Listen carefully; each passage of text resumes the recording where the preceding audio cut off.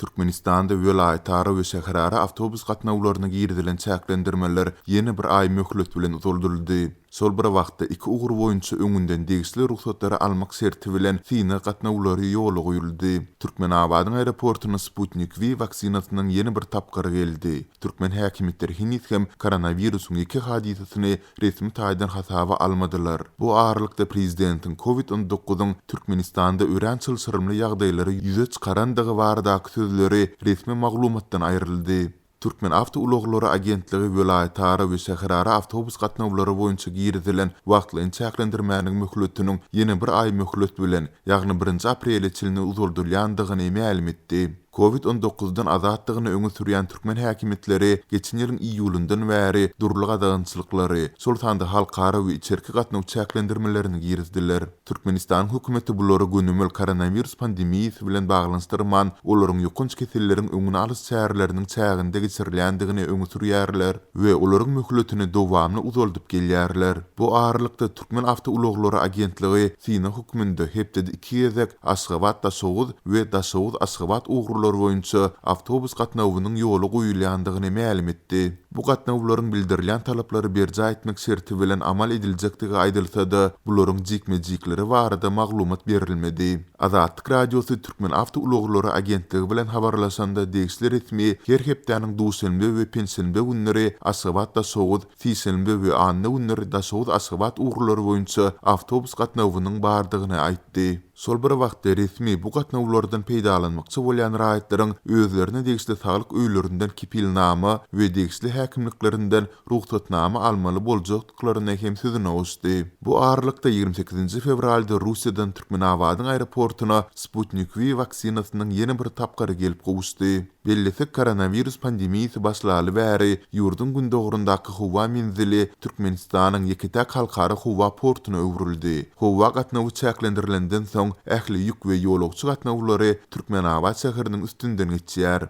Ýekşembe güni 21:00-da Moskwadan gelen bortunda diplomatik wekiller we Rus kärhanalarynyň hünärmenleri bolan Boeing uçary goňdy. Ol uçary bilen 550 kg Sputnik V vaksinasy hem getirildi. Odalky ýedeklerde hem bolşýaly tanzymlaryň ählisini Aşgabada uğratmak gözüňünde tutulýar diýip, bu ýagdaýlardan habarly Çeşme anonimlik şertinde habarçymyza 1 martda gurrun berdi. Çeşme gelen bu uçary bilen 100den gowrak adamyň esasan Rus raýatlygy bolanlaryň Russiýa uçup gidendigine hem sözüne oşdy. 1 martda Russiýa Federasiýasynyň Aşgabatdaky ilçihanasynyň özüniň Twitter hasabynda ýerleşdiren maglumatyna görä, ilçihananyň guramaçylygyndaky 28 fevraldaky bu uçuşdan 173 adam peýdalanypdyr. Ýatlatdak geçen anny Türkmen Howa ýollary kampaniýasynyň Russiýadaky wekilhanasy koronavirus pandemiýasy sebäpli ähli halkara uçur gatnawlarynyň togtudylmagynyň 31 martda çylny uzuldulandygyny habar beripdi. Türkmen häkimetleri ýurtda COVID-19 ýolugýanlar ondan helak bolýanlar barada gowuşan aladaly maglumatlara garamazdan şeýlede bu ýokunjyň bütün dünýäde pandemiýa diýilip yglan edilmeginden bäri bir ilçemeti wagtyň geçendigine garamazdan häzirki güne çylny onuň ýeke ýagdaýyny hem hasaba almadylar.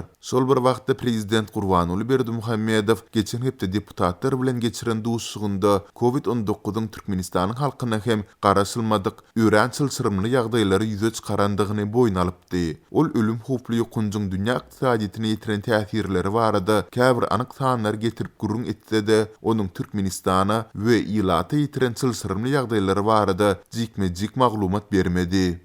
Pandemiýa şoňa ünsürin dünya ykdysadytyna her aýda 400 milyard Amerikan dollaryna oly ziýan etdirýär.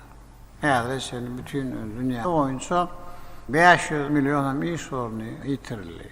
Ýa-da bu wele bütün adamlar birlikde bizim halkymyzy hem garaşylmadyk ören hem çylşyrymly ýagdaýlary ýüze çykardy. Bellemeli ýeri Türkmen Döwlet Habarlar Gullugynyň bu baradaky resmi maglumatynda Berdimuhammedowyň koronawirusyň Türkmenistana hem täsir ýetirendigi baradaky sözleri aýrylypdyr. Ýogsa anny güni gurrun gidýän bu resmi makalada ol stata dolulugyna ýerleşdirilipdi. Merkezi saýlaw toporu halk maslahatynyň agzalarynyň saýlawlaryny maslahat etdi. Türkmenistanyň saýlawlary we sala salşyklary geçirmek boýunça merkezi toporu 28 fevralda Milli Geňeşiň halk maslahatynyň agzalarynyň saýlawlaryny taýýarlygy maslahat etdi. Bu barada Türkmenistanyň döwlet habarlar agentligi habar berýär. Türkmenistanyň konstitusiýasyna 2020-nji ýylyň sentýabryna girdilen üýtgetmelere laýyklykda ýurdun parlamenti 2 palataly ulgama geçirildi. We onuň ýokary palatasy bolan halk maslahatynyň agzalarynyň saýlawlaryny 28 martda geçirmek meýinleşdirildi. Resmi habara görä saýlawlara dalaşgärleri hödürlemek işleri 6 fevralda başlanypdyr we şu wagda içinde ýurt boýunça 111 dalaşgär hasap alınıpdyr. Dalaşgärleri hödürlemek işleri 2 martda içinde dowam eder.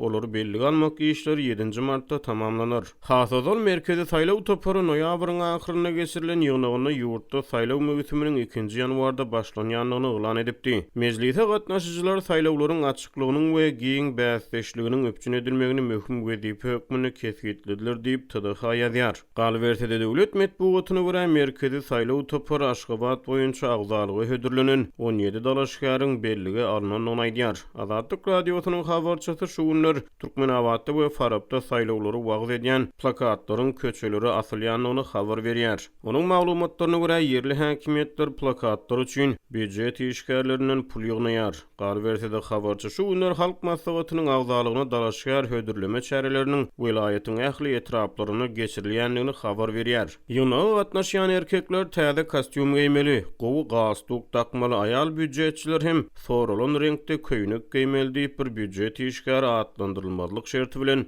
Azatlyk radiosynyň habarçysyna gurrun berdi. Häzirki şertlerde çäreler bilen bagly çykdyjylar boýunça maşgalalarda oňuşmazlyk hem köpelýär diýip ýerli ýaşaýjy gurrun berdi. Mundan ozal noýabryň ahyryna Lewap häkimetleri ýerli saýlaw resmiýetleriniň öňünde ýörüýte tapşyryklary şol sanly saýlaw mahalyna bir usul surat alýan adamlar anyklamak saýlaw netijeleri barada öňünden dilýarmazlyk ýaly talaplar bilen çykyş edipdi. Azatlygyň habarçysy ençeme raýatlar bilen söhbetdeş bolup Lewap ýaşaýjylaryň saýlawlary barada habarlar boýunça döwlet medeniýetine çykýan habarlary bilen gyzyklanmaýanlyklaryny sorady. Habarçynyň sözlerine görä ýurt raýatlary köplenç döwlet medeniýetini ýygyrlamaýar. Türkmenistan ýanwaryň aýagyna ýerli saýlaw gödäwçilerini hasap aldy. Ýöne döwlet mediýasy saýlawa gödäwçilige gyzyklanma bildirýän halkara synçylar barada habar bermeýär. Türkmenistanyň şu wagda içinde geçirilen saýlawlaryň hiç haýtyny Günwatar saýlaw synçylar erkin we adalatly hasaplamady. Medeniýet habarlarynyň çen tutulsa öňümizdäki saýlawlardyň halk maslahatynyň agzalaryny degişli bolup mejlisiň häzirki deputatlary öz mandatyny dowam etdirýär. Mundan ozal ýurtda parlament saýlawlary 2018-nji ýylyň martynda geçirildi. Iň soňky konstitusiýon üýtgetmeleri bilen halk maslahaty parlamentiň ýokary palatasy, mejlis onuň aşaky palatasy edildi. Halk maslahatyna her welaýatdan hem de welaýat hukukly Aşgabat şäherinden 8 agza saylanır. Yine 8 agza prezident tarapынан bu wezipe bellenir.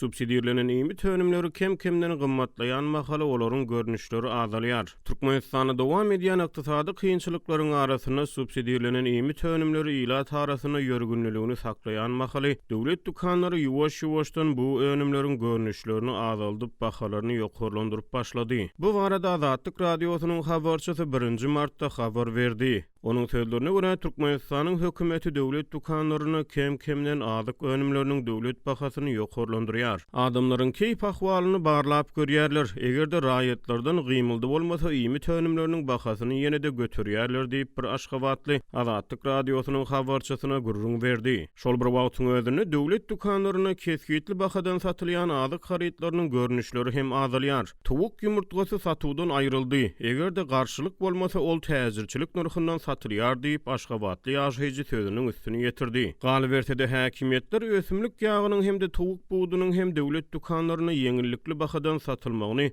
ýuwaş-ýuwaşdan besedýärler. Habarçynyň maglumatlaryna görä şu günler Aşgabatyň döwlet dukanlaryna çörek her gün ýerden çäkli möçberde satylýar. Valyuta kynçylyklarynyň fonuna ýurtda azyk harytlarynyň döwlet dukanlaryna bahalary bilen hususy sewdadaky narhlarynyň arasyna uly tapawut emele geldi. Azatlyk radiosynyň habarçylary döwlet dukanlaryna azyk önümleriniň bahalarynyň ýokarlanmagy barada geçen hepdeniň ahyryna habar berdiler. Täze bahalary görä şekeriň 1 kilogramy döwlet dukanlaryna 7 manatdan 9 manada, ösümlik ýagynyň 1 litriniň bahasy 13 manatdan 19 manada, towuk buğdy 10 manatdan 16 manata çenli götürüldü. Bu aralykda döwlet dukanlarynyň öňünde hususy sewda bilen deňeşdirilen ardan bahadan satylýan ýemy tönümlerini satyn almak isleýän adamlaryň uly nobatlary saklanyp galýar. Habarçy 1 mart günü Aşgabatyň 8 belgili döwlet dukanynyň öňünde towuk buğdyny satyn almak üçin adamlaryň hatara düzülendigini habar berdi. Azyk krizisi ýurdun beýleki künjeklerine de dowam edýär. Radioның habarçysy Lewap welaýatynyň Farab, Darganata we Däne wetraplarynyň döwlet dukanlaryny hem adamlaryň döwlet dukanlaryndan un we ýağ paýoklaryny alyp bilmeýänliklerini, onuň hususy sewdada gytgaryda öwürlendigini habar berdi. Onuň Lewapdan beren maglumatlaryna görä Sewitde pekarnylar häzir işlerini togtatdy. Iňardan tamdyr çöregi Darganatada 8 manatdan, Farabda 7 manatdan satylýar. Habarçy käbir adamlaryň ownuq tuğden hemde Mekke jewenden uny we pulary garyp çörek pişirýänliklerini habar berdi. Farabda mal üçin berilýän kepekler gymmatlat diýip bir Farably ýaşaýjy Azatlyk radiosynyň habarçysyna gurrun berdi. Adamlar paýok berilmese näme etmeli diýen alada bilen ýaşaýarlar diýip bol sözüniň üstüne ýetirdi. Soňky ýyllarda bütün dünýäde energiýa serişdeleriniň bahalarynyň pese gaçmagy, Türkmenistanyň iri energiýa müşterilerini wagtlaýyn ýitirmegi,